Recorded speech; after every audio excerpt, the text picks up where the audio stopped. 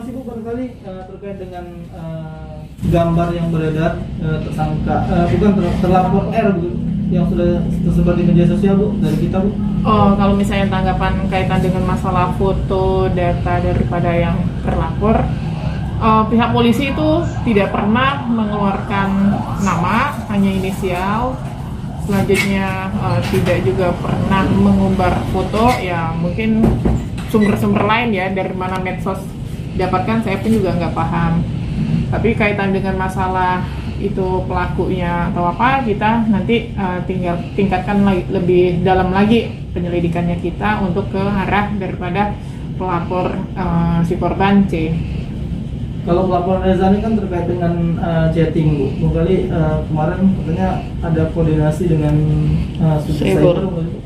Ya, kalau misalnya kita chatting, kita sudah jelas nanti pasal yang akan kita terapkan. Nanti tinggal kita kembangkan kembali, kita periksa kembali si saksi-saksi ya. Nanti kembang lanjutnya kami akan sampaikan kembali kaitan dengan masalah penyelidikan apa-apa saja yang sudah kami dapatkan. Untuk R sendiri kapan ada jadwal pemanggilannya? Untuk saat ini kita belum ya melakukan pemanggilan. Nanti setelah kita ada banyak yang mengarah perkembangan daripada saksi-saksi, keterangan saksi-saksi, baru kita lakukan pemanggilan si R. Korbannya masih 3 itu yang melakukan? Ya, masih 3. Kami juga kemarin minta bantuan kepada pihak BEM, kita koordinasi kaitan dengan masalah apakah masih ada lagi yang menjadi korban daripada si R.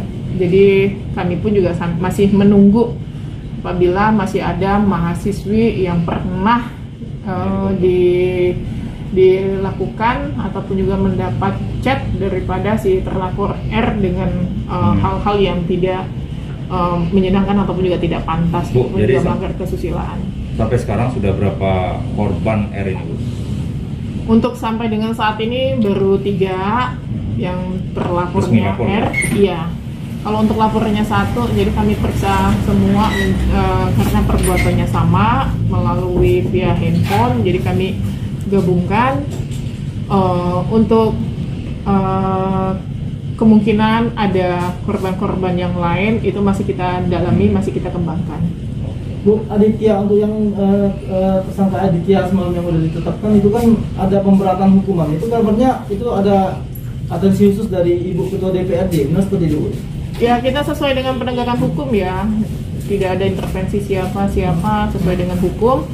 Apabila memang udah perbuatannya sudah sesuai dengan pasal yang kita terapkan, kita tentukan, ya bisa kita tidak lanjuti. Di situ kita lapis pasal ya, dari 289 kita pun juga masukkan ke pasal 294. Ya, 294 itu di mana di bawah kekuasaannya, khususnya misalnya terjadi di tempat pendidikan antara dosen, dosen, pembimbing dan juga mahasiswa. Itu kan menjadi satu lingkungan. Optimis bisa kita terapkan dan bisa kita lanjutkan untuk ini? Iya. Iya.